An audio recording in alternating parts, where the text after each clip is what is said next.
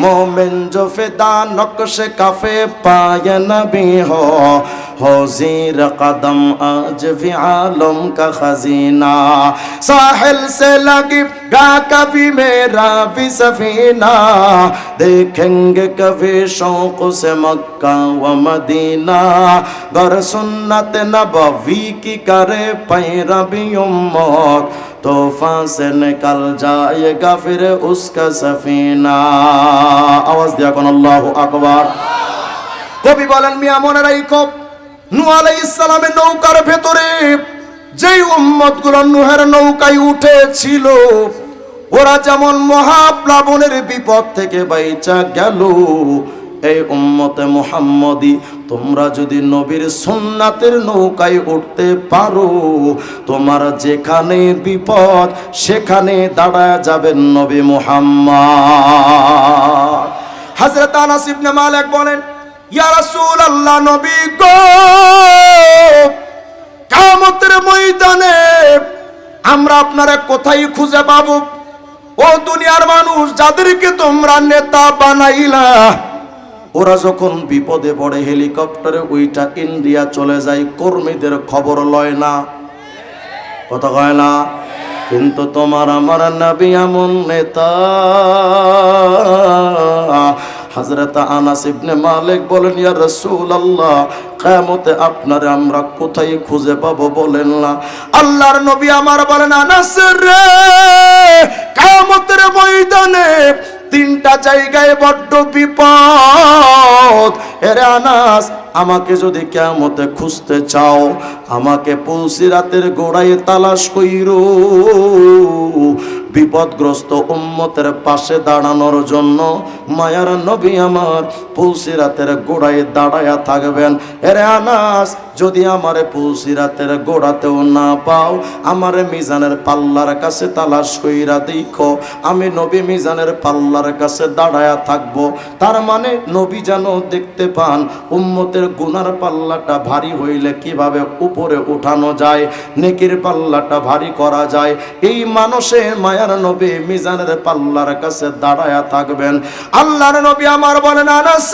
রে পুলসিরাত মিজানে যদি না পাও আমার হাউজে কাউসারের কাছে তালাশ কইরো মায়ার নবী পিপাসার্ত উম্মত গোলারে পানি পান করানোর জন্য দাঁড়ায় থাকবেন পুলসিরাতের গোড়ায় আরে দুনিয়ার মানুষ তোমার নবী কতটা আপন শাহ ওলিউল্লাহ মুহাদ্দিস দেহলভী রাহিমাহুল্লাহ তার কিতাবের মধ্যে লিখেছেন যদিও সনদটা আমি এখনো পাই নাই কিন্তু মুহাদ্দিস দেহলভী বিরাট বড় একজন মুহাদ্দিস ছিলেন তিনি লিখলেন আল্লাহর নবী যেই দিন ইন্তেকাল করেন নবীজির দেহ মোবারক সাহাবায়ে কেরাম নিয়ে যে কবরে নামাইতে নেমেছিলেন যে কয়জন সাহাবী কবরে নামছিলেন সবাই তো একে একে উপরে উঠে আসছেন সর্বশেষ যেই সাহাবী কবর থেকে যিনি উঠবেন ওই সাহাবী মনে মনে ভাবছিলেন এই মায়ার নবীর চেহারাটা তো আজকের পরে আর জীবনে কোনোদিন দেখতে পারবো না দুনিয়ার মানুষ সাহাবীরা যখন কোনো পেরেশানিতে থাকতেন সাথে সাথে নবীজির কাছে চলে গিয়া চেহারা মোবারকের দিকে তাকাইলে তাদের অশান্ত মনটা প্রশান্ত হয়ে যেত ওই সাহাবী বলেন আজকের পরে রহমতের নবী মুহাম্মদ আরবীর চেহারা তো আর জীবনে দেখতে পারবো না জীবনের শেষবারের মতো একটু নবীর চেহারাটা দেখা লই না ওই সাহাবী বলেন আমি নবীর দিকে তাকায় দেখি নবী কবরে শুয়ে আছেন আজকে মাত্র কবরে শুয়াইলাম রওজার ভেতরে নবী আমি যখন নবীজির চেহারার দিকে তাকাইলাম আমি তাকায় দেখি নবীজির ঠোঁট মোবারক এমন নড়াচড়া করতেছিল আস্তে কোন সুবহানাল্লাহ ওই সাহাবী বলেন আমি আমার নবীর ঠোঁটের সাথে আমার কানটা লাগাইলাম আমি শুনতেছি মায়ার নবী ফিস ফিস আওয়াজ দিয়ে বলতেছিলেন ইয়া রব উম্মতি ইয়া রব উম্মতি আল্লাহ আমার উম্মত গুলোর যে আমি রেখে যাচ্ছি আমার উম্মতের কি হবে আল্লাহ আমার উম্মতের কি হবে আমার উম্মত গুলোর কি হবে আল্লাহ হযরত ওমরে ফারুক বলেন ইয়া রাসূলুল্লাহ আপনি যখন কবরে থাকবেন কি করবেন বলেন হযরত রাসূল বলেন ওমর রে লা আযালু ফি কবরি আকুলু ফি কবরি ইয়া রাব উম্মতি, যতদিন আমি কবরের মধ্যে থাকবো ওমর রে, আমার জবান দিয়া চলতে থাকবে উম্মতি উম্মতি।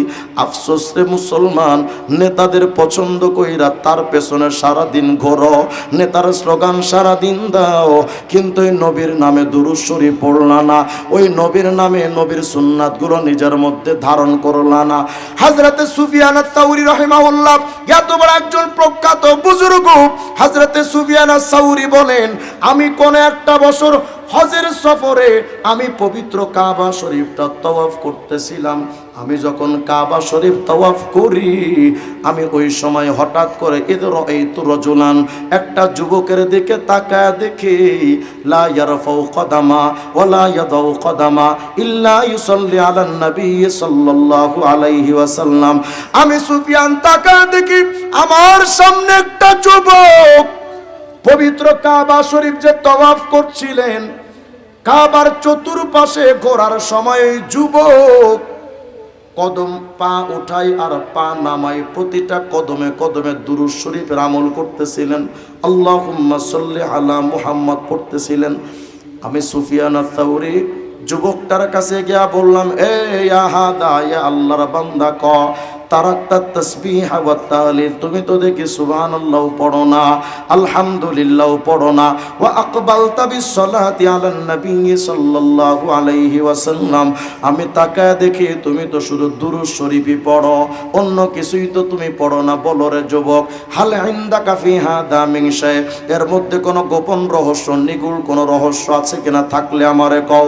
লম্বা ইতিহাস সংক্ষেপে বলি, যুবক ডাইকা বলে, সুফিয়ান, আমি এমন একটা ঘটনার সাক্ষী, ওই ঘটনাটা আপনি যদি এত বড় আলেম না হতেন, লাউলা কা গরিবুন ফি আহলি জামানিনা লামা আখবারতুকা আন হালি ওয়ালা ইত্তালাতুকা আন খবরি। সুফিয়ান রে, আপনি যদি কিংবদন্তি এক আলেম না হতেন, আমার এই গোপন খবরটা আমি জীবনে কোনোদিন আপনারে কইতাম না।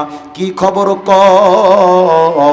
এই সুফিয়ান, আপনি জানেন কি, কোন একটা বছর আমি আমার বাবারে লইয়া খরচতো আনা ওয়ালিদি হাজ্জাইন ইলা বাইতিল্লাহিল হারাম, আমি আমার বাবারে নিয়ে একদিন হজে যাওয়ার জন্য মসজিদ হারামের দিকে আমি আমার বাবার সাথে রওনা হয়েছিলাম। ওরে সুফিয়ান, অনেক দূর আমি যাওয়ার পথে মরুভূমির ময়দানের ভেতর দিয়ে যখন যাচ্ছিলাম, সুফিয়ান রে, হঠাৎ করে ফামারিজা ওয়ালিদি, আমার বাবা অসুস্থ হয়ে পড়লেন। আমি একটা তাবু গেড়ে তাবুর ভেতরে বাবাকে নিয়ে আমি শোয়া দিলাম। সুফিয়ান রে, এই তাবুর ভেতরে আমি আর আমার বাবা অসুস্থ। ফাকুনতু ইনদা রাসিহি লিউআলিজা, আমার বাবার মাথার কাছে দাঁড়াইলাম বাবাকে একটু সেবা করব বলে। বাবার মাথাটা টিপে দিব, বাবার শরীরটা টিপে দিব, মাথায় তেল পানি দিয়া দিব, দাঁড়াইলাম। হঠাৎ সুফিয়ান, আমি তাকা দেখি ফামাতা ওয়ালিদি, মুহূর্তের ভিতরে আমার বাবা আমার চোখের সামনে মারা গেল। অসুস্থ হইলেন তো আমার সামনে মারা গেলেন।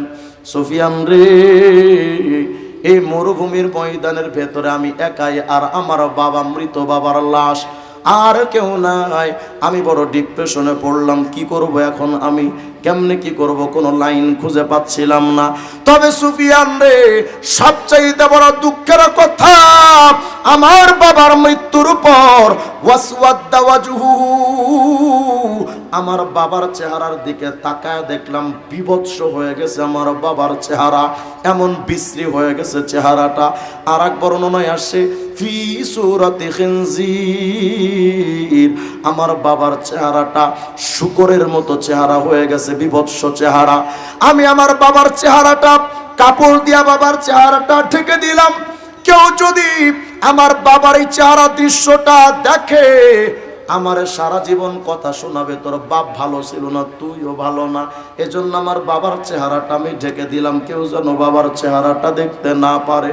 সুফিয়ান রে, একা মানুষ, আমি এই কঠিন হালতে করবোটা কি, কোনো রাস্তা খুঁজে পাচ্ছিলাম না। হঠাৎ করে সুফিয়ান জানো, আমি তাকে দেখি, আমি আমার বাবার পাশে যখন বসা, ফাগলাবাত আইনাই, আমার চোখটা লেগে গেল, তন্দ্রাচ্ছন্ন হয়ে গেলাম। তন্দ্রা আসার সাথে সাথে আমি গভীর ঘুমে বিভোর হয়ে গেলাম, ঘুমায় গেলাম। ওরে সুফিয়ান রে, এই গভীর ঘুমের মধ্যে এক আজীব ধরনের একটা ঘটনা ঘটে গেল। আমি যখন ঘুমেছিলাম হঠাৎ করে তাকিয়ে দেখি আমার বাবার দিকে দূর থেকে দ্রুত গতিতে আল্লাহর একটা বান্দা আমার বাবার দিকে আসতেছেন, আমাদের দিকে রওনা হচ্ছেন একটু দ্রুত বেগে। সুফিয়ান রে, আল্লাহর কসম, লাম আরা আহসানা মিনহু ওয়াজহা, এত সুন্দর চেহারাওয়ালা মানুষ আমি আমার লাইফে কোনোদিন দেখি নাই। লাম আরা আনজাফা মিনহু সাওবা, এত সুন্দর পোশাকওয়ালা মানুষ আমার লাইফে কোনোদিন দেখি নাই। ওয়ালাম আরা আতিয়াবা মিনহু রিহা, এত সুন্দর সুগন্ধময় মানুষ আমার জীবনে আমি কোনোদিন দেখলাম না। এত সুন্দর মানুষ আমার বাবার দিকে আসলেন। সুফিয়ান রে, আমি আমার বাবার পাশে বসা, হঠাৎ তাকায়া দেখি ওই আল্লাহর বান্দা এসে আমার বাবার চেহারার উপর থেকে কাপড়টা সরায়া তার মুখের উপরে ফামাসাহা বিয়াদাইহি আলা ওয়াজহি ওয়ালিদি, আমার বাবার চেহারাটা এভাবে তিনি হাত বুলায়া দিলেন। ফাআদা আবিয়াদা, আরে সুফিয়ান, ওই আল্লাহর বান্দা হাতটা যখন বুলাইছে আমি তাকায়া দেখি আমার বাবার চেহারাটা আগে যত সুন্দর, এখন আমার বাবার চেহারাটা পূর্ণিমার চাঁদের চাইতে আলোকিত হয়ে গেছে। আমার বাবার চেহারাটা সুন্দর হয়ে গেল। আমি তাকায় দেখি এই ঘটনাটা আল কাউলুল বাদিয়ার মধ্যে ইমাম যাহাবী লিখেছেন, ওই আল্লাহর বান্দা ফাওয়াল্লা মুদবিরা, তাড়াহুড়া করে দ্রুত বেগে কাজটা কইরা চলে যাচ্ছিলেন। আমি মনে মনে ভাবলাম, এত কঠিন বিপদে এত বড় উপকারটা যেই লোকটা করলেন, ওনারে তো চিনি না, ওনার নাম ঠিকানা তো জানি না, বাড়ির ঠিকানাও জানি না, তবে লোকটার সাথে একটু কুশল বিনিময় তো করা দরকার। ফাআখাযতু বিনাসিয়াতি সাওবিহি, আমি আল্লাহর বান্দার পেছনে গিয়া তার কাপড়ের আঁচল ধরে একটা টান দিলাম। আল্লাহর বান্দা একটু দাঁড়ান, আপনার নাম ঠিকানা তো একটু বলে যান, বাড়িটা কই, আপনার ঠিকানা কই, বাবার নাম কি, মায়ের নামটা তো বলে যান।